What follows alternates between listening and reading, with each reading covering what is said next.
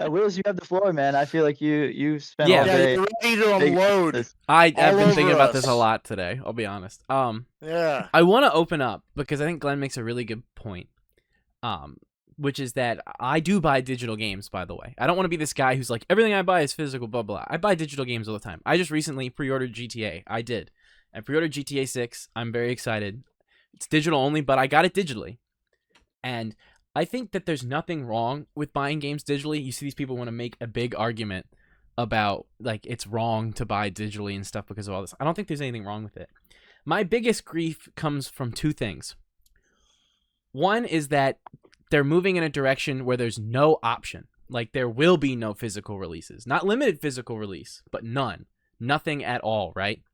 Unlike a lot of other forms of media, such as music with like vinyls or like, CDs that are still made. They're just made in lower quantities and are usually considered like a collectible thing for people who want that. Them moving entirely away from it when they could simply sell in like a USB CD drive and then do limited releases and stuff like that for people who want that sort of thing is shocking to me. That's a premium market that they are essentially ignoring. Secondly, is as has been brought up a lot the last few days, is you're actually technically not owning a game when you buy it digitally. You are owning a license to use it, which can be revoked at any time. Marco took one of my points, which was that over 500 movie licenses were were pulled recently from the Sony store. So if you bought any of those films, they lost the rights to them, so they're gone. It doesn't matter that you bought it. You lose the license because Sony lost the license, and it is gone. So I will make a point that I think is important. This is a PSP. I got this PSP in Tokyo. I bought it very recently. Inside this PSP is a copy of Persona 1 that I bought in Japan. Persona 1 is not available in any stores currently because it has had no release and it is not available on modern consoles. So you have to find a disc for it in order to play it. So it's a limited release, it's a limited markup, and you have to find it somewhere secondhand. That is the only way that you can play it. In the same announcement today, Sony announced that the PS Vita store, will be dead, and you can't get games for it anymore digitally. So if you haven't downloaded your digital games onto a PS Vita, you can't use them anymore. The store will be gone, and there'll be no way to access them. The same is true of this PS3 that I still have, which also is invalidated if you have any digital purchases on it. You can't use them anymore because they're shutting down the stores.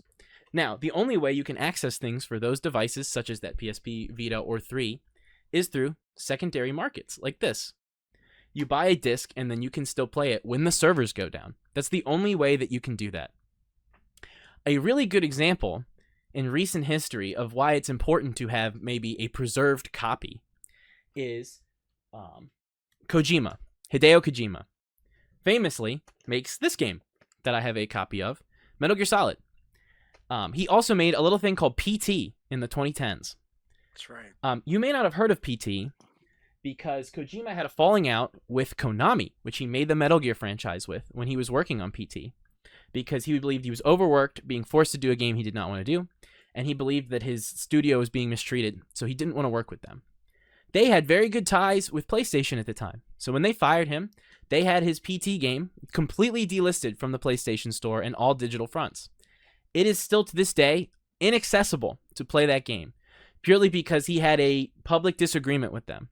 And this went even further into the fact that the Game Awards and multiple press conferences and shows, award shows, events, charity events even, Kojima was banned from because Konami had backing with PlayStation through those events, and he was not allowed to show up to those events.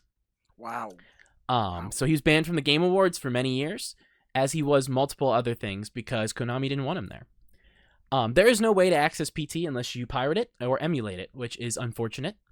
I'd love for there to be an actual way to play that demo to this day, but if you have it on your PS4, don't plug that PS4 into the internet because it will delete automatically on that PS4 turning on. Oh, wow. It was updated on the store to where if you boot up and have PT on your PS4, it's going to just delete it. It's going to instantly delete it.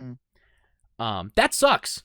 Another good example is this, one of my favorite films of all time, Interstellar 5555, Daft Punk's anime film that they worked on.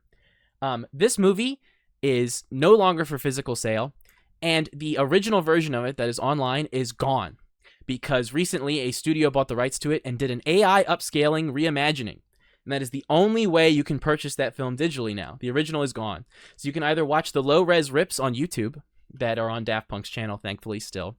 But if you want to watch it in actual high-res, you need to have either bought this when it was still around, or it doesn't exist. It just simply doesn't. Now, that's a lot of a hassle. And I think Glenn makes a great point that digitally, it's nice to be able to just have things conveniently. And I actually don't disagree with that. My entire issue, mostly, with this argument is that your digital library is not treated with the same respect as a physical library is, which is a legal problem. The law does not defend your digital ownership because it's simply a server. They don't treat it that well, and because these companies have the rights to do these things, they can simply just say, we don't want you to have this anymore, and then yank the laws from you. I would be very much pro if eventually discs go away, which will potentially start to happen now, that it simply changes where your digital library is respected the same way. I like to collect physically. I hope that all of this backlash makes Sony do at least limited physical DVD releases for stuff. Because I would love to do that because I only buy physical for franchises that I really care about. Persona and Final Fantasy, I would exclusively always try to purchase those physically because I really care about them. There's something I have an emotional attachment to. Whereas series that I love, like GTA or other things, this is also not entirely fair because I own physical Red Dead, just like Glenn said. That's one of the big games I bought physically on the PS4. If I don't care about it as much, I'll buy it digitally. And then if, something happens, that sucks, but it's not something I have some deep attachment to, It's the same thing with my vinyl records. I stream music every day from my iPhone. I do it all the time. But there's certain albums that mean something to me, so I would like to have that physically and tangibly. I think it's very foolish of them to completely get rid of that market. There's a collector's market out there. Even if they don't spend as much money on it, I think it's really foolish to just completely throw it out the window. That's a huge market they're losing out on. People sell deluxe vinyls, like Taylor Swift sells like $50 deluxe vinyls. And there's people who love her, and they have the right to spend their money on stuff like that. I think it's weird that they completely disregard it. I also think it's foolish to think that this is going to make them sell digital games cheaper. I've seen that take a lot online today. I think that's a joke. That's some real hard copium. They're not going to ratchet the prices down doing this. It's not going to happen. I think more than anything today, more than, me being salty that, a form of media collection I like is gone, I think it's more about consumer rights. You deserve to have rights as a consumer and not be stepped on. Software as a service sucks. Cars do it now, or you have to pay premiums, like in a Tesla, to use self-driving. You have to pay per month to use the self-driving in a Tesla. A lot of people don't know that. You have to pay a subscription to Tesla in order to do that. That's what this is going to turn into for games, and they're eventually going to make your art consumption and things that you love a subscription service, like Mark said. It's going to happen, and then that also means you're not going to own that art. So as Kojima famously said one time back in 2021, what happens if someone with a lot of political power becomes associated with Sony and they just decide maybe they don't like Grand Theft Auto? That inspires crime. I don't want that game to be on my platform. Well, they can just take it away from you then. And there's not much you can currently do about it. So I think more than this is an argument about physical media, as much as I really want that to stay a thing, I think it's more an argument of consumer rights. You have rights as a consumer, and they should not become invalidated just because a corporation decides we're just not going to make discs anymore. The fact that you don't have anything there to protect a digital library the same way you could protect your physical one, I think is a joke. And I think that that's ridiculous. And as much as I would love to say, no, forcibly keep the discs going, that's obviously not the way it's going to go one day. But I think if that starts to happen, then laws need to change. And it's unfortunately a uphill battle, especially considering the U.S. Senate just struck down Stop Killing Games like 2 days ago. Did they really? They struck it down, yeah. What so the fuck, bro? It's gonna be tough. But I think a big moment like this where Sony makes this insane claim and starts doing this out of nowhere, and then also it leaks that Xbox is pretty much doing the same thing. I think that it's more important than ever to realize that, hey, you as a consumer do have power, and you should stand up for the fact that you deserve to own the things you purchased.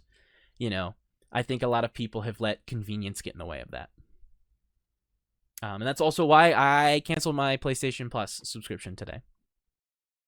I did do that. I had the premium tier because I used it to play all the classic games. I got rid of that. So I canceled that today. Mm-hmm. I encourage you, if you care about this, to cancel it. I'm not going to be a Redditor who's like, oh, you're a bastard if you don't. People have their priorities, and you have gotten your money however you want, and you can spend it however you want, unlike what people on Twitter want to tell you to do. But I do think if this is something you care about, that's a great way to make a point. Go online at PlayStation and tell them, hey, I canceled my subscription. I'm really upset. That is the best way to handle it. And I would like it if PlayStation made it like Steam.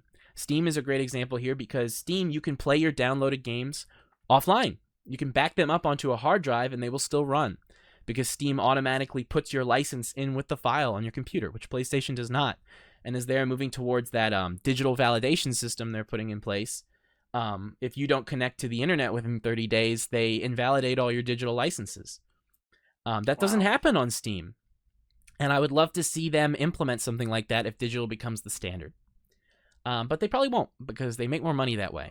Great example I saw today was God of War Ragnarok at Walmart right now is $20. If you walk into a Walmart, it's $20. Go buy a disc, it's $20. It's still $70 on the PlayStation Store. That's why they're doing this. Wow. They control the market. They control the price. No secondhand market. No need for sales. Everything will get more expensive. So I think that's the unfortunate thing. I'm not against going all digital. I just think as we move to that world, things need to change because there's going to be an ugly transition period if they don't, where a lot of people get fucked over. And I think that sucks. Thank you for coming to my TED Talk. That was my big point I wanted to make more than anything. You know, that should legally change. This is, excuse me, We're going to move this direction. a damn fine cup of coffee.